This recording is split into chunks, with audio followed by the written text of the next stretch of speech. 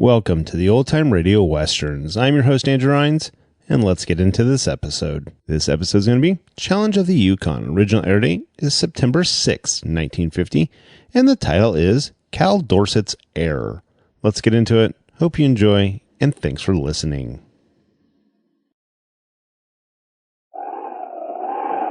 The Challenge of the Yukon. It's Yukon King, the swiftest and strongest lead dog of the Northwest, blazing the trail for Sergeant Preston of the Northwest Mounted Police in his relentless pursuit of lawbreakers. On King! On, you husky! Gold! Gold discovered in the Yukon. A stampede to the Klondike in the wild race for riches. Back to the days of the gold rush, with Sergeant Preston and his wonder dog, Yukon King, as they meet the Challenge of the Yukon.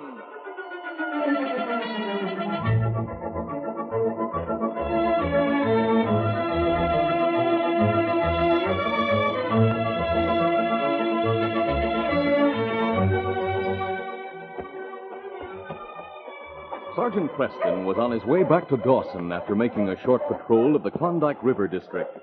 He was driving his team along the trail bordering Half Moon Creek when he sighted a small boy running toward him in the distance. As the boy drew closer, he recognized him as little Joey Clayton, the grandson of a rich old miner named Cal Dorset. Sergeant! Sergeant Preston! On King! On, you husky! Come on!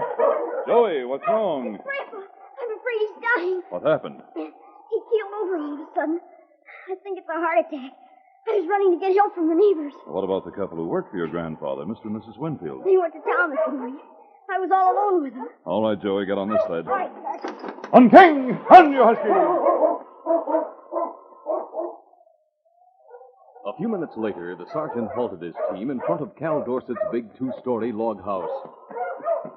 On King! On, you husky! Come on! Come on, Joey. As the sergeant entered the house with Joey at his side, he saw the old man lying on the floor, his face leaden-hued and beaded with perspiration. Grandpa, I brought Sergeant Preston. Where's his bedroom, Joey? I'll carry him there. No use, Sergeant. I reckon I'm done for. Don't give up, Cal. Listen to me, both of you. Never made a will, but Joey's my only relative, so the mine will go to him. Everything to Joey. Grandpa, please. Please don't die. Don't cry, Joey. But watch out for him, Sergeant. Grandpa.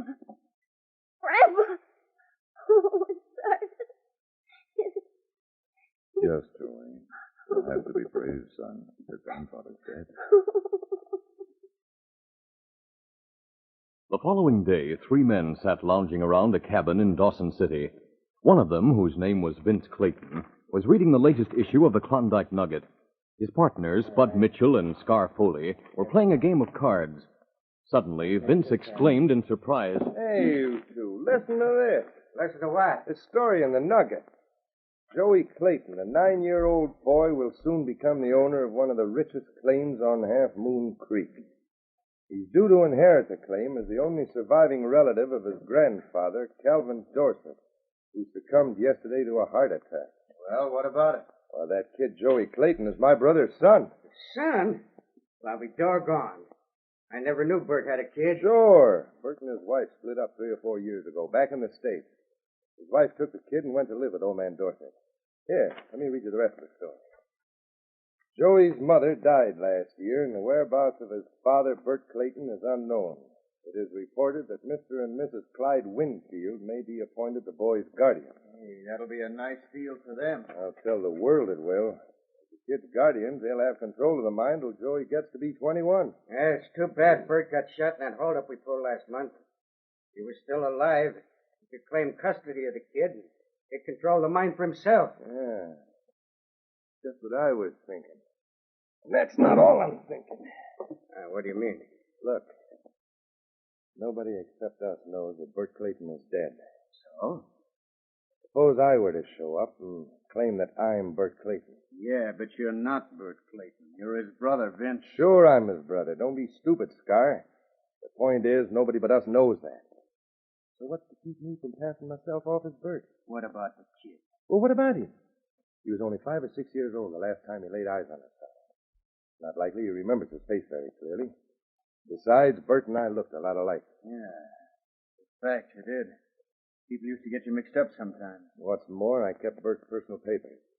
And I have that ring his wife gave me. It has his name and her name engraved inside of it. By thunder, I believe you've got something there. You just wait and see. Just wait and see. That evening, Sergeant Preston drove his team out to Half Moon Creek to see Joey and the middle-aged couple who were taking care of him. Mrs. Winfield opened the door. Sergeant Preston. Hello, Mrs. Winfield. Come on in. You too, King. Joey and my husband were just having a game of checkers. Oh. Sergeant Preston and King. Well, howdy, Sergeant. Hello, Clyde. Hello, Joey. Gosh, I'm glad you and King came to visit us. Good old King. Joey sure does think a heap of that dog. Well, I'd say the feeling was mutual. How about that, King?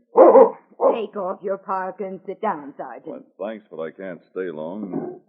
I had a talk with Judge Tyler this afternoon. He's the judge who will preside over the settlement of Cal Dorset's estate. Did he say anything about what's going to happen to Joey? Yes, he said if Joey's willing, and if I'll vouch for your good character, needless to say I will, he'll appoint you and Mrs. Winfield as Joey's guardian. You mean Mr. and Mrs. Winfield can be just like my mother and Dad? That's about it, Joey, if it suits you. Oh, golly, that'll suit me fine. Oh, I'm glad to hear you say that, Joey.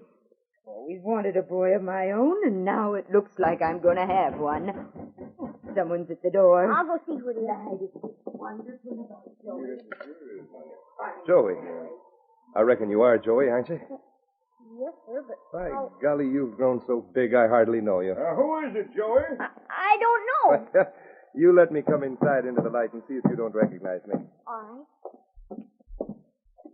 Good evening. Good evening. I'll tell you who I am in just a moment. That is, if Joey doesn't tell you first.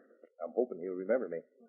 I think I've seen you somewhere. Well, now, you take a good look, Joey. Still can't place me, huh? Well, son, I'll tell you who I am. I'm your dad. My What? Dad. Father. You mean you're Bert Clayton? Yep, that's what I mean. Well, how about that, Joey? Does this man look like your pa? Yes, he does. At first I couldn't place him. But now I'm beginning to remember. Well, in that case, I reckon you must be telling the truth, mister. My name's Clyde Winfield. I'm glad to know you, Winfield. Well, take off your parka and come on over by the fireplace. Certainly. Like to have you meet the others. Laura, you've heard what's been said. Well, I don't need to tell you this gent is Joey's pa, Bert Clayton.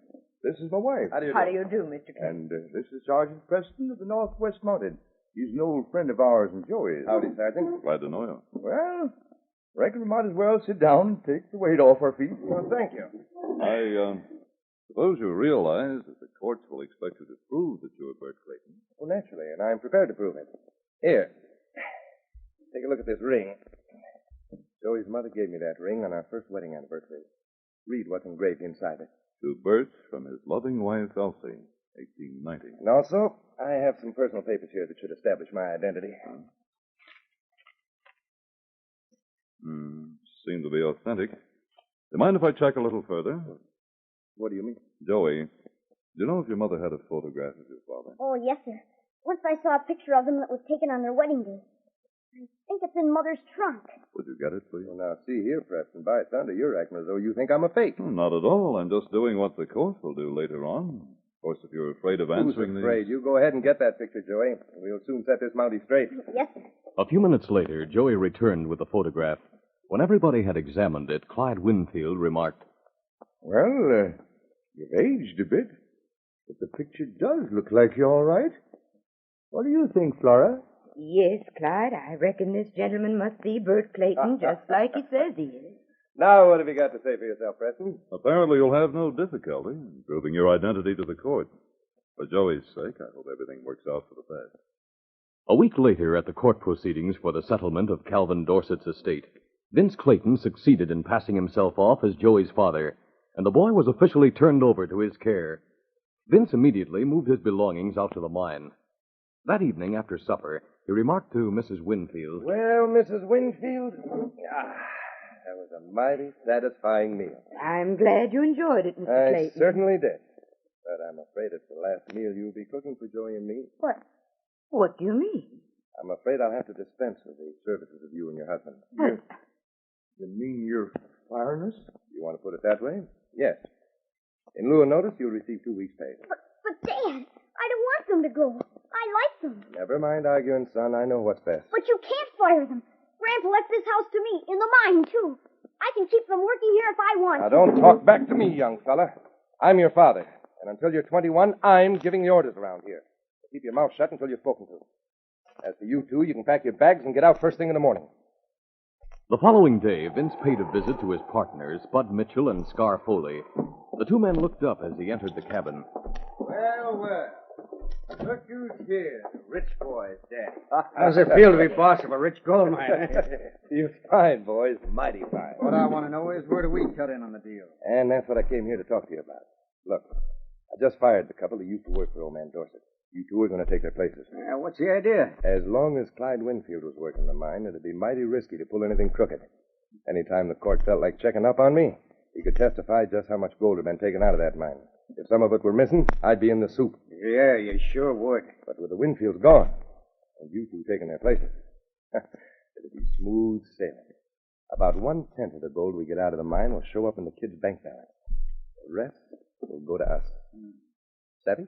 Yeah, that sounds like a mighty good idea. In the weeks that followed, life became a virtual nightmare for young Joey Clayton.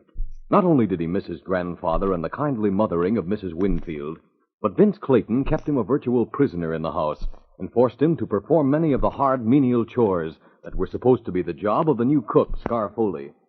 The slightest infraction of discipline was swiftly and sternly punished. One day, Vince and Spud came into the house and found an argument going on between Scar and Joey.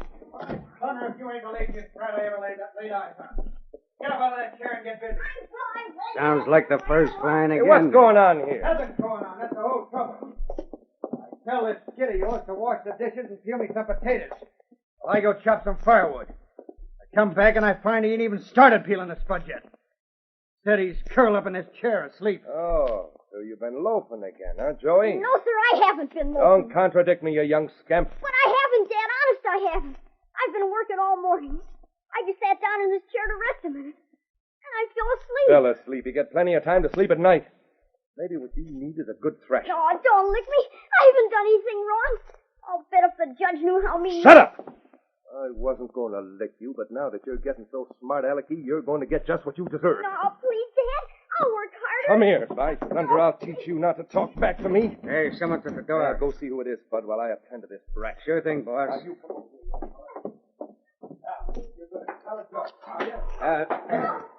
Well, what can I do for you, Mountie? I came to visit Joey Clayton. Well, him and his dad are busy right now. Yes, so I hear. Do you mind if I step inside? Well, I guess not. As the sergeant entered the room, Vince Clayton left off spanking Joey and looked up with a scowl of surprise. That's right. May I ask what the trouble is? It happens that I'm teaching this son of mine some manners. Not that it's any business of yours. It's the business of the police any time a child's mistreated. Who says I'm mistreating him? Has it occurred to you that a child can be punished without beating him black and blue? Look, Preston, keep your nose out of this. I'm Joey's father. By thunder, if you don't like the way I'm treating him, you can clear out. You know, Clayton, if someone were to manhandle you a bit, it might gentle you down considerably. You talk mighty tough, don't you? With that uniform to back you up. I'll be glad to remove my tunic any time you feel the uniform's getting in your way. For a moment, Vince glared at the Mountie, and then his glance fell away sullenly. All right, Joey. Go on up to your room. Just a minute, Joey. What was this trouble all about? Dad said I was loafing because I fell asleep in the chair. But I didn't mean to. I've been working around the house all morning. Kid's lazy, I tell you. Now, if you're through asking him questions, I'll repeat my order. Go on up to your room, Joey. Yes. Anything else you'd like to know, Preston? Yes. What happened to Mr. and Mrs. Winfield? They're no longer employed here.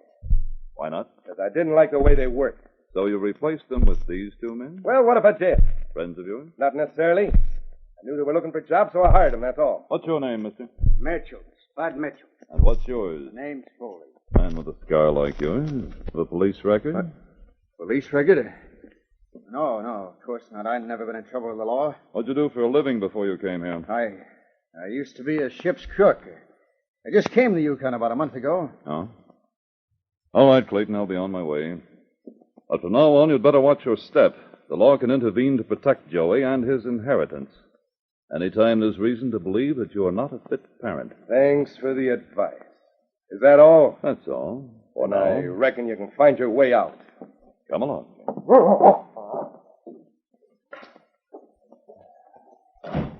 Phew, man alive. Monty was getting too snoopy for comfort. Yeah, especially about that scar you. You ain't gonna ditch me just when we've got a nice soft deal here. I'll ditch you any time I feel like it. The only safe way is for you to clear out while you still got the chance. And I'll claim I didn't know anything about your past record. Preston won't be able to prove different. All right. What about my share of the gold that's already been mined? You'll get what's coming to you. Don't you worry about that. Just hurry up and get your gear together. Scar Foley went to his room and packed up his belongings. Before leaving, he slipped a loaded revolver into the pocket of his parka. Then he went outside and hitched up a team of huskies. When he returned to the house, Vince Clayton and Spud were waiting for him.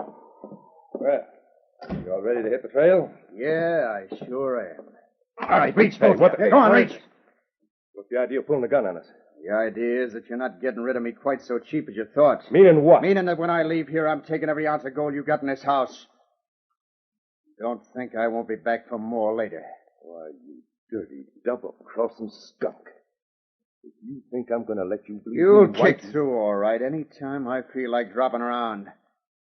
Because if you don't, I'll see to it that the Mounties find out just what kind of a game you're pulling. I thunder if you ever show your face around... Shut up and get out of that chair. You too, Spud. Now, start marching to the back room and open up the safe. Vince Clayton's face was livid with fury as he obeyed Scar's order. A few moments later, the safe had been opened. Inside were a number of moose-hide pokes, heavily loaded with gold. All right, haul out those pokes and carry them over to the back door. Then I'm going to fix you two so you can't follow me for a while. Without saying a word, Vince reached into the safe and took one of the heavy pokes in each hand. Then he stood up and pretended that he was going to walk past Scar toward the door. Here. But suddenly he turned and hurled the right-hand poke at Scar's head. The blow caught Scar completely by surprise. Before he could recover, Vince had grabbed his gun hand, and Spud had jumped on him from the other side. Scar fought desperately against their combined attack, but Vince finally wrested his gun away from him and brought the butt smashing down on Scar's head. I'll keep him quiet for a while. That dirty rat. You suppose the kid hurt? Oh, I doubt it. When I looked in a few minutes ago, he was fast asleep. What are we going to do with Scar here? We'll have to get rid of him. Permanently. You mean kill him? What else can we do? You don't think we can trust him after what happened, do you? He'd squeal to the Mounties for sure. Yeah, guess you're right. How'll we handle it? For the time being, we'll tie him up and gag him. We can hide him in the mine shaft till it gets dark. And sometime tonight, we'll take him a good long ways from here and finish him off. Yeah, good idea. When Sergeant Preston returned to Mounted Police Headquarters in Dawson City, he went to see Inspector Conrad. I'd like to talk to you about Joey Clayton, sir. Go ahead, Sergeant. What's on your mind? Well, in the first place, I'm not sure that Bert Clayton's a fit parent for him. What do you mean? I stopped in to see Joey while I was out on the creeks. Clayton was beating him. Well, boys do have to be punished sometimes. Yes, sir, but not as brutally as Clayton was doing it. Well, it's hard to pass judgment on a situation like that, Sergeant. I realize that, sir, but that's not the only thing that makes me wonder about Clayton. What do you mean? The Winfields were a good, hard-working couple, and Mrs. Winfield was a second mother to Joey.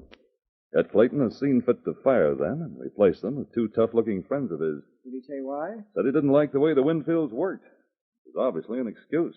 Exactly what are you driving at, Sergeant? I'm not quite sure myself, sir, but I have a feeling that Clayton may be up to something crooked. Such as? Well, as Joey's father, he has control of the gold mine until Joey's 21. Now that the Winfields are out of the picture, there's nothing to prevent him from robbing Joey systematically. I see what you mean. Perhaps we'd better look into the situation. While we're at it, sir, I think we should check on one of the two men Clayton hired. Why, do you have some reason to suspect him? He has a peculiar V-shaped scar on his left cheek. I'm almost certain I read a description of a scar like that on some police handbill. V-shaped scar on his left cheek. Yes, that does sound familiar. Wait a minute while I look in the file. The inspector frowned thoughtfully as he leafed through the files. Finally, he found what he was looking for. You're Right, Sergeant. Found something, sir? Yes. A man with a scar like that is wanted for attempted murder. He shot a man in a roadhouse brawl last February down near Selkirk. What's his name? His identity is unknown. What about his description? 5'10", weight about 180, swarthy complexion, going bald. That's the man, all right. Name's Foley. When I questioned him, he claimed he just arrived in the territory about a month ago. Go out and bring him in, Sergeant. Clayton is playing some crooked game. Perhaps we can get some information out of Foley. Right, sir. Come along, sir. It was not yet dusk when Sergeant Preston approached the log house on Half Moon Creek. Vince Clayton and Spud Mitchell were talking together in the front room. Joey was still asleep upstairs.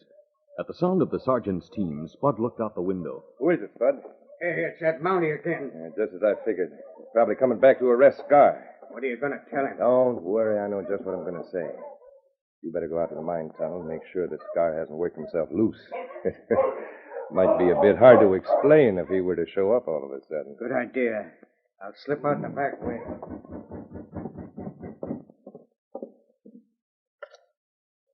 Back again, Preston? Yes, I've come to arrest Foley. Arrest Foley? What for? Attempted murder? Holy mackerel. So that's why he cleared out in such a hurry. What do you mean? Well, a little while after you left, he packed up his gear and told me he was quitting. I reckon you must have scared him by noticing that scar on his face. What makes you say that? Well, I don't know. You said you'd read a description of a man with a scar like that, so I figured that's how you recognized him. Did you notice which way he headed when he left here? I sure did. He was heading north, probably trying to make it to the border. Any of his clothing still here? I think he left an old shirt out in the kitchen. Why? I'll give my dog here his scent. His scent here? You mean you're going to track him? That's right. Oh. Well, that's a good idea, but, look, stop to think of it. He may have taken that shirt with him. I'll go see if it's there. Perhaps I'd better go with you. Just the same, I'll go with you. When they got to the kitchen, the sergeant found the shirt hanging on the wall. Here, boy. Got the scent. No. We'll go outside and circle until King picks up his trail. With a tense look on his face, Vince Clayton followed the sergeant out of the house. King picked up the scent almost immediately, leading away from the back door. With an eager bark, he headed straight for the mine, and then paused at the mouth of the mine tunnel to wait for his master. So Foley headed north, eh, Clayton? That's right. By way of the mine shaft? I tell you, he headed north. I saw him with my own eyes. Look, your dog's got a false scent, that's all. Sorry, but King doesn't make mistakes. If you want to waste your time, go ahead. Search the mine. That's what I intend to do. Just to be on the safe side, you're coming with me with your hands in the air. Now, wait a minute, Preston. Get moving, Clayton. In case you don't know it, it's a criminal offense to hide a person who's wanted by the law. Get moving. Before entering the mine, Sergeant Preston ordered Clayton to light a lantern which was hanging near the entrance. Then, holding the lantern and forcing Clayton to walk in front of him, he entered the mine tunnel. Suddenly, King's bark announced that he had found his quarry. A moment later, the rays of the lantern disclosed the figure of Scar Foley lying on the ground, bound and gagged. Good work, boy. Well, Clayton, looks as though Foley didn't get very far north after all. Very funny. Yes, we'll have a good laugh over it later. In the meantime, you may start untying him. As Clayton began untying Scar, the sergeant hung the lantern on a spike projecting from one of the timbers. Suddenly, a voice rang out from the darkness. Drop that gun, Preston, and reach. Don't let that dog make any false moves either. I sure mean to put a bullet in him. Steady, King. I was wondering what had happened to you, Spud. Yeah, when I heard you guys outside the tunnel, I left down that crosscut and hid. Good thing you did. Preston here was just about to queer the whole game for you. Looks to me like he's queered it already. Not if we get rid of him, he hasn't. Get rid of him? Oh, no, not me, Clayton. I'll go along with you on most of the deals you figure out. But I sure don't want no part of killing a Mountie. Shut up and listen. I got it all figured out. We'll kill Preston and then shoot Scar here with Preston's gun. Huh? I don't savvy. Look, Preston came here to arrest Scar. All right. We claimed Scar ran into the mine tunnel. Preston chased him and they shot it out. Preston shot Scar, but before he died, Scar plugged the Mountie. Now do you understand? Yeah, I sure do. My thunder, Vince, you've really got brains. Is that news? All right, no sense wasting any time about it. You can let Preston have it right now. It'll be a pleasure. Spud's back was turned to the mouth of the tunnel. As the crook raised his gun to shoot, Sergeant Preston glanced over his shoulder and gave a startled cry. Joey, go back! Hey, what the... King leaped at the crook in the split second that he turned. His gun went off, but the bullet plowed harmlessly into the wall as he toppled backward under the great dog's attack. Meanwhile, Preston had already turned to deal with Vince Clayton. That trick won't save you, Preston. Maybe this will. I'll get you. With his face contorted with rage, Vince recovered and rushed back at Preston, only to run into a series of smashing rights and lefts. Not as easy as manhandling a child, is it, Clayton? This will pay you back for the way you treated Joey. As the Mounties' final blow sent Vince sprawling to the ground, Spud was already whining for help. Get this dog off his Preston. Call him off. You'll stay right where you are until I pick up your gun. All right, King, I have it. Let him up now, boy. On your feet, Mitchell. You too, Clayton. You're both under arrest in the name of the Crown. A few moments later, as Vince Clayton finished untying Scar, Joey came running into the tunnel. Sergeant Preston, what happened? I'll tell you all about it later, Joey. Right now, I want to hear what Foley has to say for himself. I'll talk all right, and talk plenty. In the first place, this rat Clayton isn't really the kid's father. Oh? That's what I said. And who is he? He's Bert Clayton's brother, Vince. Shut up, Scott. Bert got killed in a holdup a couple of months ago. Vince took his ring and his personal papers and used them to pass himself off as the kid's father. No wonder he treated me so mean all the time. Well, Joey, you won't have to worry about that anymore. I've an idea the court will appoint Mr. and Mrs. Winfield as your new guardians. Oh, golly, that'll be wonderful. In the meantime, these three will go to jail. As far as we're concerned, Joey, this case is closed.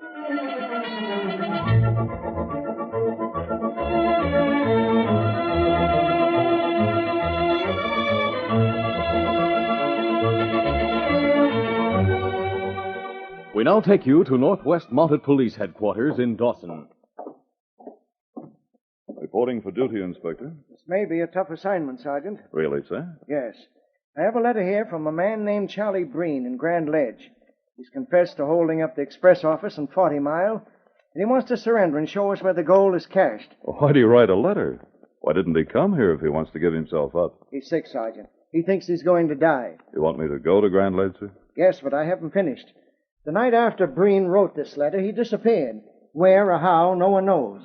Sergeant, your job is to find him. A man who is about to die, a man who wants to clear his conscience, has suddenly disappeared. Where and why? Who else knows about the cache of stolen gold? What dangers lie ahead for the sergeant and King as they hit the trail in search of the dying man? Be sure to listen to this next exciting adventure, The Gold Behind the Waterfall. These radio dramas, a feature of the Challenge of the Yukon Incorporated, are created by George W. Trendle, produced by Trendle Campbell Enterprises, directed by Fred Flowerday, and supervised by Charles D. Livingston. The part of Sergeant Preston is played by Paul Sutton. Sergeant Preston, I hear you have some good news. Yes, I do have some good news for all our listeners. Beginning with our next Monday's broadcast, this program will be brought to you every Monday, Wednesday, and Friday, each week over these stations at the same time. We have some wonderful new, exciting adventures for you. Be sure to listen.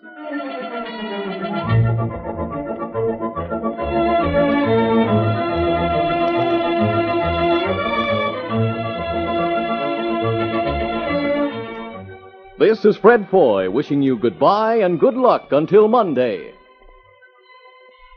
This is the Mutual Broadcasting System.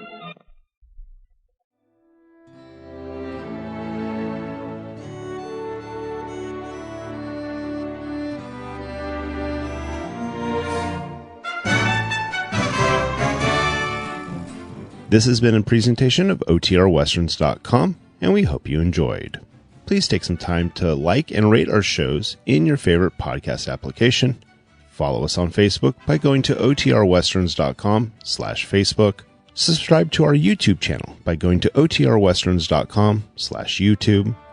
And send us an email, podcast@OTRWesterns.com. You can call and leave us a voicemail, 707-986-8739. This episode is copyright under the Attribution Non-Commercial Share-alike copyright. For more information, go to OTRWesterns.com/copyright. Have a great day, and thanks for listening.